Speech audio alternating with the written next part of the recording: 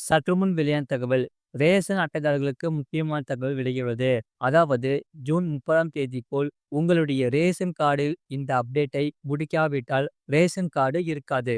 அது எங்க, எப்போது, எந்த தேதியில் தான் பார்க்க போறோம். அதாவது ரேஷன் கார்டு என்பது ஏழை மக்களுக்கு அரசு தரப்பிலிருந்து வழங்கப்படும் அடையாளம் அட்டையாகும்.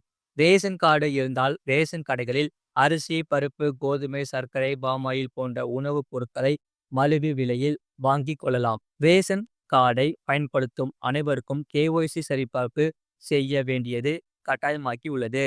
இந்த அவகாசம் ஜூன் மாதம் வரை அவகாசம் வழங்கப்பட்டுள்ளது.